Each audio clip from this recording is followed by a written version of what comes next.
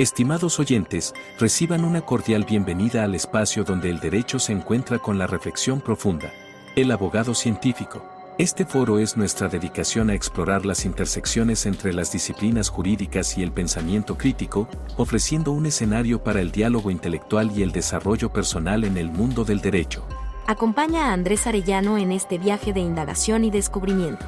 Cada capítulo está diseñado para profundizar en cómo el razonamiento analítico influye y fortalece nuestras prácticas legales, desafiando las convenciones y fomentando un entorno de aprendizaje basado en la comprensión y el razonamiento lógico.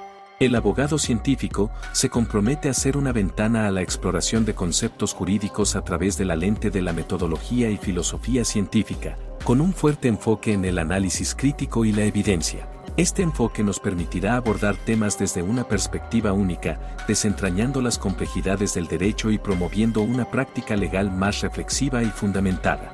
Así, los invito a embarcarse en esta aventura de conocimiento, donde juntos exploraremos los principios que forman la esencia de la abogacía. Prepárense para un viaje hacia la comprensión profunda y el enriquecimiento intelectual. Bienvenidos a El Abogado Científico.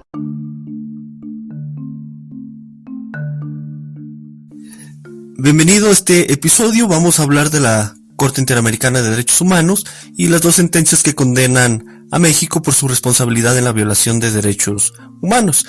Las sentencias derivadas del caso Zompastle, Tecpile y otros de fecha 7 de noviembre del 2022 y la del caso García Rodríguez y otro contra México, emitida el 25 de enero del 2023.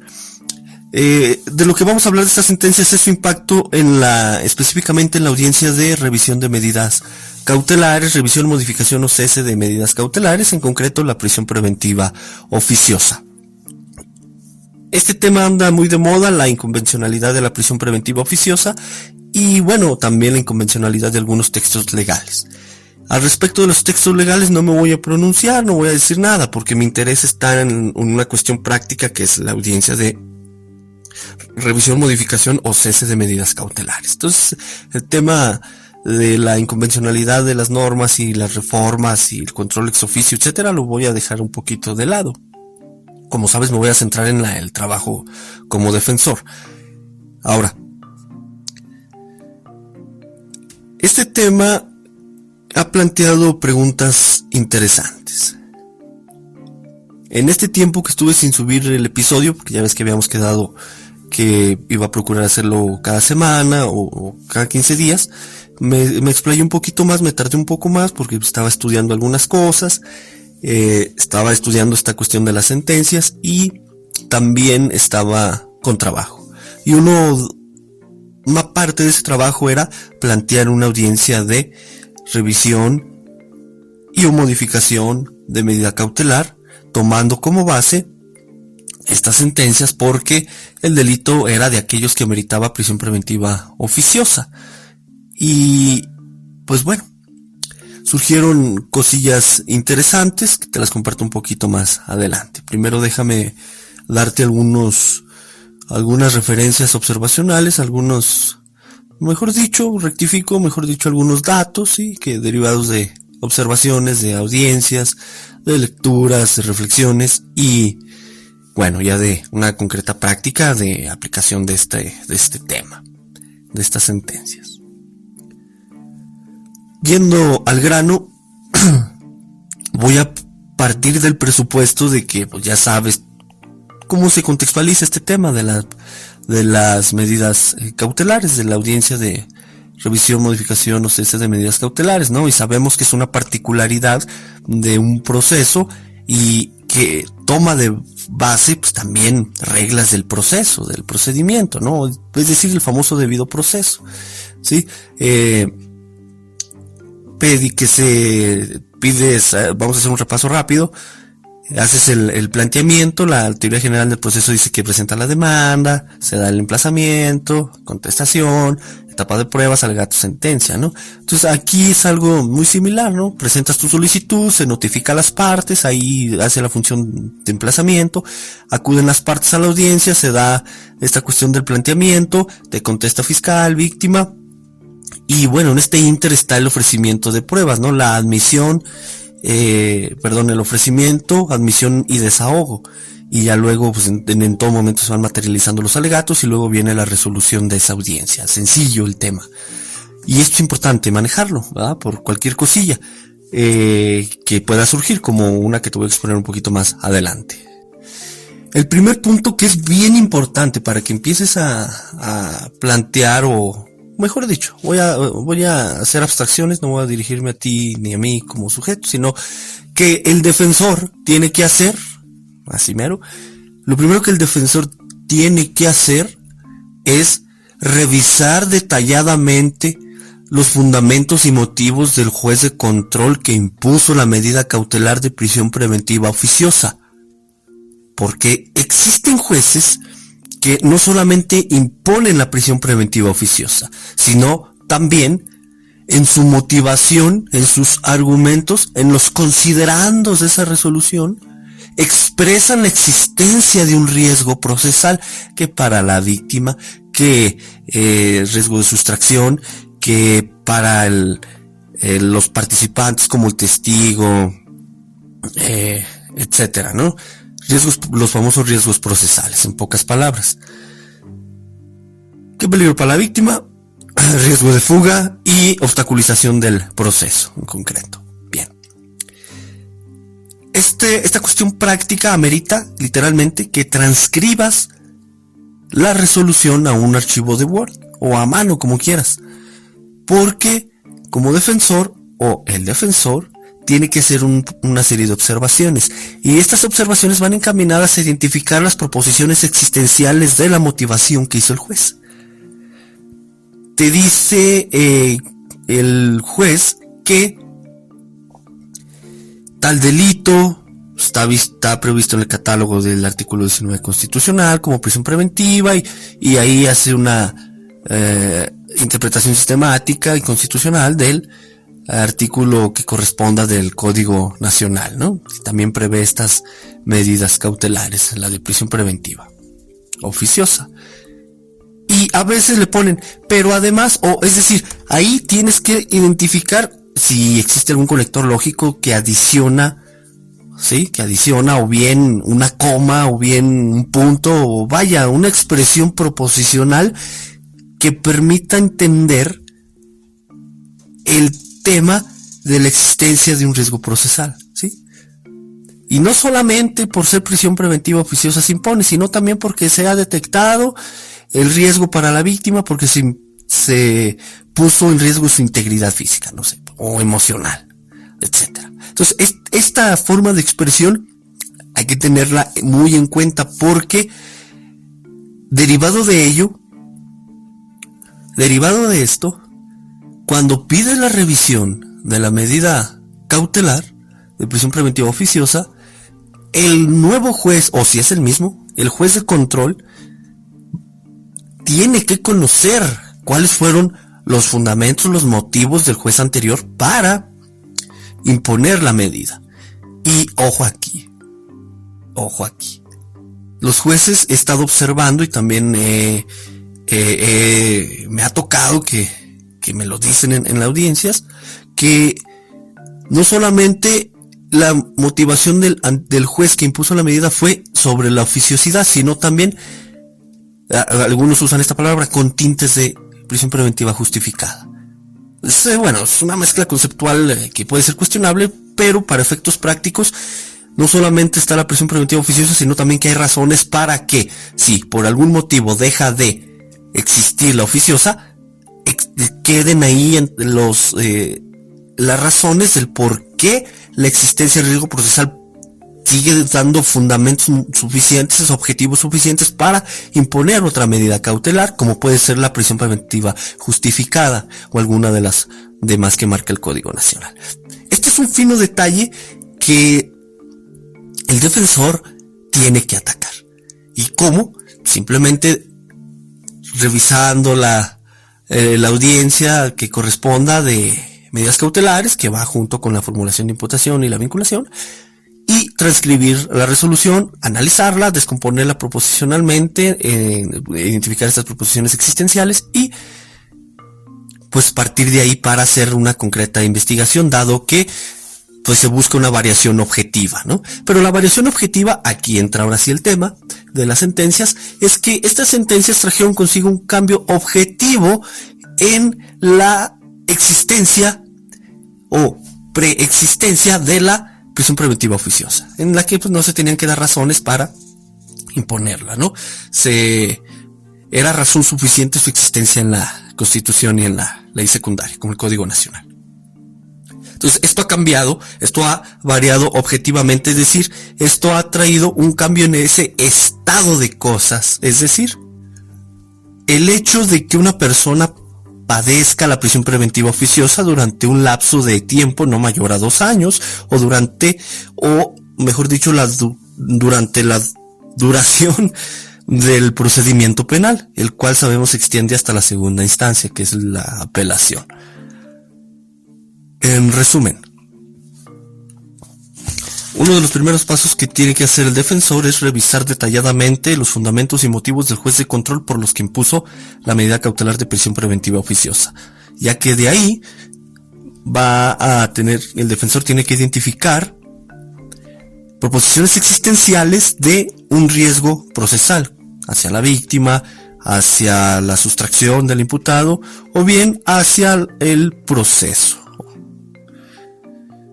Esto trae consigo que bien pueden aplicarse la prisión preventiva oficiosa, pero se vuelva justificada a razón de la existencia de uno de estos riesgos procesales que desde la pronunciación del juez que impuso la medida cautelar ya venían observándose y por tanto no son novedosos del momento de la audiencia de la revisión de inaplicación de la prisión preventiva oficiosa, es decir, la revisión de la medida cautelar. Bien. Este es un primer contexto bien importante que lo haga el defensor, porque si omite dar a conocer qué consideró el juez, entonces va a tener una insuficiencia en la información y es posible que el juez así se lo reproche. Ahora, hay otro tema. El fiscal. El fiscal toma en consideración, pues bueno, la proposición de que existe un riesgo procesal o para la víctima o para el proceso o un riesgo de sustracción, ¿no? No obstante, esta afirmación de la existencia de un hecho objetivo, ¿sí?, latente, que está aconteciendo de manera sucesiva en el tiempo y el espacio, conlleva a que lo demuestre. Y aquí hay algo bien importante. Las sentencias del caso Sonpaxle-Tepile del 7 de noviembre del 2022 tiene un párrafo muy importante, que bueno, no solamente hay que acudir a él como argumento de autoridad, sino también por una cuestión epistemológica. En el primer punto, como argumento de autoridad, señala que, y déjate lo leo literalmente, es el párrafo 106. Dice que el peligro procesal no se presume, sino que debe realizarse la verificación de este en cada caso, fundado en circunstancias objetivas y ciertas del caso concreto. En pocas palabras, ¿no?, presupone una realidad, ¿sí?, parte de una postura epistemológica llamada realismo. Y en este contexto, el fiscal, al estar en la audiencia, hay que poner mucha atención a lo que está diciendo, porque también va a hacer proposiciones, su forma de expresión, su forma de argumentación deriva en un conjunto de proposiciones existenciales, porque parte o busca hacer afirmaciones sobre los hechos, y los hechos pues podemos traerlo de esta manera, con proposiciones existenciales. Ahora, a veces se utilizan palabras como el podrá, el quizá, el puede ser. Vaya, tienes que poner atención al lenguaje, porque puede estar haciendo presunciones. Remítete capítulos abajo, episodios abajo de este podcast, ahí te explico cómo se construye una presunción y tienes que, como defensor, pues escucharla y poner al tanto estas presunciones. Ahora, con base en el principio de triangulación, cada afirmación que lances como defensor tiene que estar triangulada. Esto es, tener un conjunto de antecedentes de investigación de los que extraigas datos, es decir, otra vez proposiciones existenciales respecto al estado en que está una cosa, a un acontecimiento, es decir, el cambio sufrido en ese estado de cosas, que bueno, bien pudo ser por determinado tiempo, una secuencia temporalmente ordenada de esos acontecimientos, vaya, un proceso, o simplemente un fenómeno, sí, una cuestión que aparece algún sujeto en torno a la realidad que está siendo percibida. En pocas palabras, que lo que tú afirmes, si una persona cambió de domicilio, si la víctima ya incluso falleció, si el cliente tiene otro domicilio, vaya, estas cuestiones hay que estar trianguladas, tener suficientes datos de prueba. Triangulación, pues al menos unos 3, ¿no? Porque, por ejemplo, entrevistas a la mamá, hay que triangular lo que dice la mamá con algún informe de medidas cautelares, y en medidas cautelares tal vez con, no sé, alguna pericial, con algún otro testigo ajeno al campo familiar, y ahí vas checando lo que dice cada uno. Esto es importante, ya que el fiscal tiene que hacer lo mismo.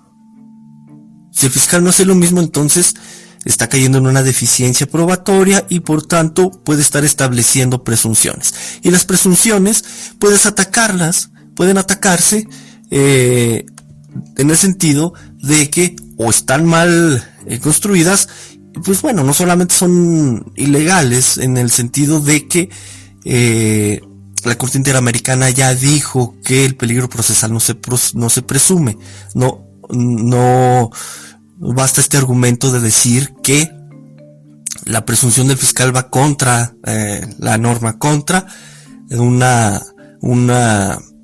estado legal de la actuación en esas audiencias, que viene a ser probar, sino que hay que checar que posiblemente ha sido mal construida, ¿sí? Ha sido mal construida, está malinterpretando el dato objetivo del que parte, una máxima de la experiencia mal construida o que ni siquiera está generalizada, y la consecuencia que extrae, vaya la inducción, pues igual no puede darse de esa manera. Algunas de estas cuestiones, ¿no? Y las presunciones o la demostración que haría el fiscal pues va a ser entre algunos de los riesgos, eso es muy evidente. Ahora, ¿qué pasa? La petición del fiscal es muy expresa, ¿no? Suele ser muy expresa. Está bien, quítele la prisión preventiva oficiosa, pero póngale la justificada. Esa es generalmente la petición.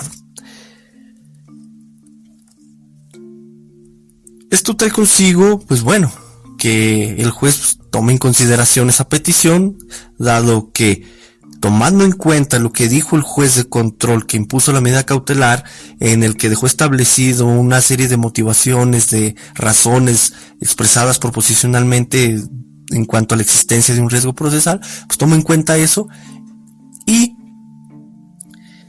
trae consigo que pues, nada más en ocasiones se vuelva prisión preventiva oficiosa, se vuelva justificada. Bueno, esto es un tema que tenemos que tener muy presente. Por estos motivos, a los defensores, pues se impuso una carga bastante, un poquito más complejilla, dado que aquel cambio objetivo que estamos diciendo existe en torno a el riesgo procesal que el juez dejó establecido en su resolución, derivado de esto, tenemos que investigar un poquito más, triangular un poco más y expresar proposicionalmente de la manera más exacta aquello que queremos decir. Entonces, en resumen, el debate del defensor se centra no solamente en los motivos del juez por los que impuso la prisión preventiva y dejó proposiciones existenciales en torno a un riesgo procesal, sino que también sobre lo que argumenta el fiscal en ese momento. En este sentido, el defensor tiene que poner mucha atención a lo que está diciendo, porque bien puede estar construyendo presunciones sobre el riesgo de la víctima, la sustracción o el riesgo al procedimiento, la obstaculización del procedimiento. Si al contrario cuenta también el fiscal con datos de prueba, hay que hacer un respectivo ataque en su forma en que fueron ofrecidos y en su contenido. Este es el siguiente tema. Respecto a los datos de prueba que se ofrezcan, hay algo bien interesante. Cada juez tiene una forma de llevar sus audiencias. De ahí que algunos quizá por sistematicidad, piden que antes de tu argumentación ofrezca los datos. Otros más que lo hagas durante tu durante tu argumentación. Y ahí vayas diciendo los datos que dan la existencia del antecedente de investigación, los elementos de validez del mismo y pues posteriormente su contenido. Y ya se van admitiendo. Entonces esto es una cuestión que hay que tener muy atento, pero la regla procesal es muy sencilla, atiende a las reglas del proceso, las reglas generales del proceso en cuanto al debido proceso en su vertiente de ofrecimiento, admisión y desahogo de pruebas. Es muy sencillo. Ahora, el fiscal en algún momento puede oponerse a esos datos. El defensor puede hacer lo mismo. ¿Y qué atacar específicamente? O bien que no fueron ofrecidos, no hubo un pronunciamiento judicial de admisión y su desahogo deviene ilegal. Entonces estos finos detalles pueden realmente quitarle valor a aquellos datos, o bien simplemente hacerse un saneamiento durante esa misma audiencia para que esa formalidad del ofrecimiento y su consecuente admisión quede subsanada y pues no dejar en estado de indefensión y no violentar el derecho de ofrecer pruebas del imputado y o la víctima. Este es un detalle muy importante y que está antes de el contenido. Ya en el contenido pues es propiamente un tema de valoración y aquí hay que prestar atención para proponerle al juez que los datos que expones son necesarios en conjunto suficientes para demostrar no solamente la variación objetiva de la existencia del riesgo procesal dicho por el juez de control, establecido en los fundamentos y motivos del juez de control, sino también para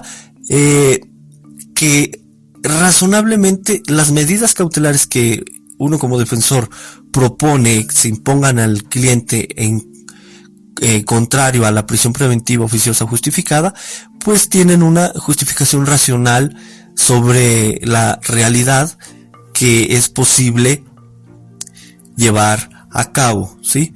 Porque bien puede quedar claro que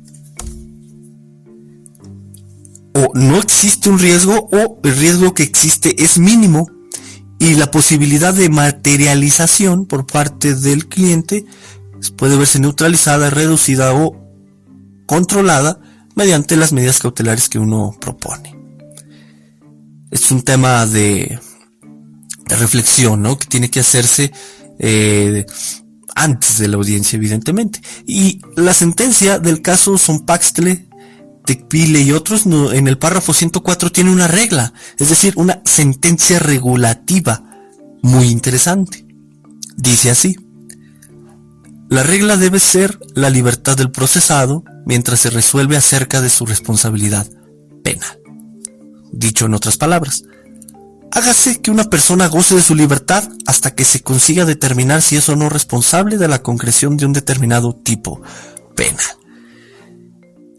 Hay algo importante. Esa regla de actuación jurisdiccional puede no seguirse si, solo si, existe un riesgo que no pueda ser neutralizado, controlado, por medio de otras medidas cautelares diversas a la prisión preventiva justificada. Aquí estamos dando por sentado que la oficiosa ya no aplica, pero el tema de debate va sobre la justificada. Pero, si en tu caso esta regla puede aplicar porque el riesgo es neutralizable, pues adelante, ¿no? Es un argumento es una premisa de la que puede partir una serie de argumentos. Ahora, en resumen, los datos que se expresan pueden ser atacados antes de su contenido en cuanto a su ofrecimiento, su admisión. Ya en su contenido pues vienen, ahora sí, las cuestiones, si quieres, de nulidad, ¿sí? Por falta de algún elemento esencial de su existencia o incluso un elemento de validez. Pero al final esto atiende en parte al desahogo y en parte también involucra al ofrecimiento para su no admisión. Esto es en conjunto, ¿sí? Y parte cada uno de sus elementos a atacar según la observación que hagas del caso de estudio concreto. Si un dato de prueba requerido por el fiscal está viciado, pide su nulidad. Y también viceversa, si un dato que ha recabado el defensor, el fiscal advierte que tiene algún vicio, que puede atacar y así buscar que sea nulo y por tanto pues no admitido, o si ya fue admitido, se declare nulo, al final es una condición que hay que tener en cuenta. Luego, los datos tienen que estar, las afirmaciones que hagamos tienen que estar trianguladas, porque esto también puede pesarnos, ¿no? Es lo que se conoce como la insuficiencia probatoria, que no es otra cosa más que una falta de triangulación de afirmaciones existenciales, que hace uno como defensor o bien el fiscal en torno a determinado hecho, estado, proceso, acontecimiento, etcétera. Vaya, en pocas palabras, sobre el hecho. Estas consideraciones traen un aspecto práctico importante. El objeto de la audiencia, ahora sí ya podemos hablar de esto, el objeto de la audiencia evidentemente es la revisión de la prisión preventiva oficiosa a razón de la existencia de las sentencias de la Corte Interamericana de Derechos Humanos, del caso Sonpaxtle, Tecpile y otros contra México. Y te recuerdo esta sentencia del 7 de noviembre del 2022 y del caso García Rodríguez y otro contra México de la sentencia del 25 de enero del 2023. Estas son las razones que dan a que permite la existencia de una revisión de medida cautelar. Pero a esto hay que adherirle la modificación de la prisión preventiva derivado de un cambio objetivo en su validez jurídica, ¿sí? Ahí tenemos una primera variación objetiva. La segunda es la existencia de un cambio en el estado real de las cosas, en los hechos, en torno al cual el juez en su motivación hizo o expresó la existencia de un riesgo procesal. Es decir, en otras palabras un poco más concretas, la revisión de la modificación de la medida cautelar se da a razón de la existencia en el cambio jurídico de la prisión preventiva oficiosa, que ha sido declarada inconvencional, y a esto se le suma la variación objetiva de aquellos riesgos procesales que se dice existieron cuando se impuso la medida cautelar. Entonces, démonos cuenta que hay que atacar estas dos cosas. Puede ser que los jueces digan, bueno, no inaplico los artículos, no hago control de convencionalidad, al final pues ya asumo que es inconvencional y bueno, ya la inaplico. Pero vamos a entrarle al estudio de los riesgos procesales. Esto es bien importante, es un dato que hay que tener en consideración. En resumen, ahora sí, y general. 1. Revisar detalladamente los fundamentos y motivos del juez que impuso la medida cautelar. Porque no solamente expresa que por razón suficiente que está en la ley que el delito es de prisión preventiva oficiosa se impone, sino también porque detectó determinado riesgo procesal. 1. 2. El debate se centra en lo que dijo el juez sobre la prisión preventiva, sobre la existencia de riesgos procesales, también en lo que diga el fiscal en ese momento y que prestar atención a lo que el fiscal dice, porque los riesgos procesales no se presumen sino que se demuestran. Y démonos cuenta que el debate es entonces abogado contra fiscal y juez. Los datos que se ofrezcan para demostrar la variación objetiva hay que prestar atención para que estén debidamente triangulados y no caer en la llamada insuficiencia probatoria, que te recuerdo, la insuficiencia probatoria pues no es más que una falta de triangulación de las proposiciones existenciales en torno a la variación de un hecho. En este sentido, hay que, si es posible y tu caso concreto lo da, los datos de existencia de tu carpeta, de la carpeta de investigación arrojan alguna característica, algún elemento para anularlos, entonces cuando se ofrezcan, en el momento de ofrecerse, admitirse y desahogarse, pues hay que estar constantemente atacando esta parte, ¿no? El fiscal puede hacer lo mismo hacia los datos que uno ofrece como defensor.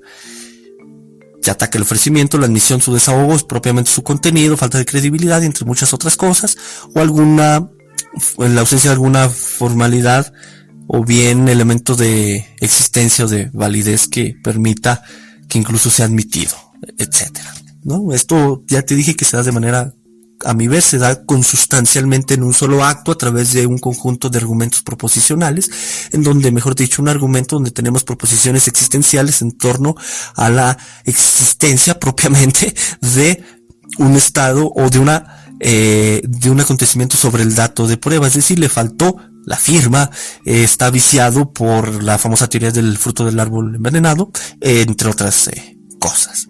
Sí, algún elemento, falta de algún elemento de existencia o de validez. Así en pocas palabras.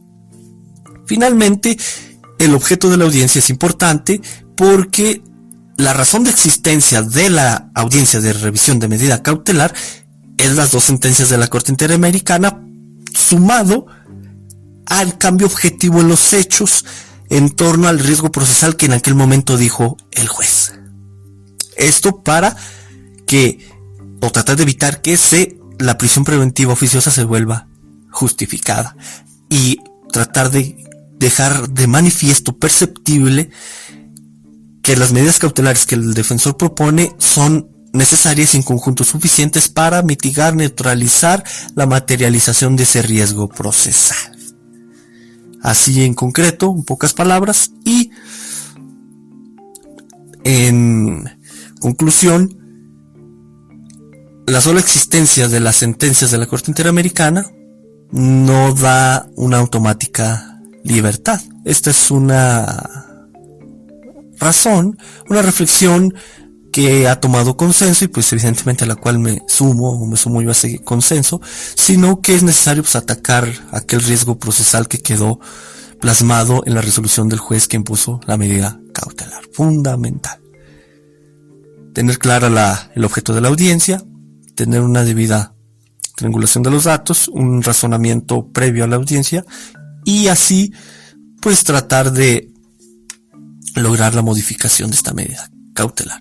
Hay que tener en cuenta, bueno, nos guste o no el delito, ¿no? Si es un secuestro, si es una desaparición forzada, si es una violación, si es un homicidio, o alguno de los previstos, eso todavía está influyendo en el ánimo de los jueces. O sea, no es una observación empírica que he notado, ¿no? Por tanto, también chécalo. Y tenemos que atacar esa parte y vea algún tipo de argumento que ataque esta parte de quitar, que es necesario quitarnos esa cuestión a priori de la existencia de determinado delito y su impacto en la sociedad. Hasta aquí el episodio, muy concreto. Ya algunas cosas que te he dicho las he sometido a la práctica, han sido útiles, principalmente el decirle al juez que está en la audiencia de revisión lo que dijo el juez que impuso la medida cautelar. Esto siempre ha sido pilar fundamental para un adecuado desarrollo de la audiencia, una buena identificación del objeto y pues que tenga razonabilidad los argumentos que se expresa como defensor. Entonces este es un dato importante y ahí lo tienes. Otro dato por último es que honestamente a veces los datos que uno ofrece traen doble filo, que el arraigo, que si tiene arraigo, que si no tiene recursos económicos el cliente, que si la víctima ya se cambió o ya se fue del lugar, que si se tienen o no cierto tipo de amistades, ayuda pero puede también perjudicar, ¿sí? Esto, por ejemplo, en esta última audiencia que tuve, donde hice valer gran parte de lo que te comento, iba todo bien, pero el arraigo del cliente le jugó en contra. Vivía en el mismo domicilio que la víctima ya había cambiado de domicilio, se había ido, había hecho vida diferente en otro lugar, pero pues el cliente tenía el arraigo en determinado lugar y pues, si salía de prisión iba a volver ahí, y pues este dato lo tomó la jueza en el sentido de que también la víctima podía volver al domicilio, y si el cliente salía, entonces la víctima iba a tener, yo lo noté así, ¿no? Como que moralmente o razonablemente se le iba a imponer una prohibición a ella de acudir al domicilio para evitar ser revictimizada, entre otras cosas. Así que esto es un dato que te dejo ahí para que reflexiones de a veces cómo el arraigo domiciliario, la falta de recursos, etcétera, juega en contra del propio cliente. Hasta aquí el episodio. Agradezco a todos los que se han estado suscribiendo. Si quieres colaborar en algún episodio, si quieres que platiquemos, debatimos o dialoguemos, pues adelante, ¿no? Deja un mensaje, manda ahí, hazme saber de alguna manera y adelante, nos acomodamos para grabar un episodio. Hasta luego, excelente inicio de mes.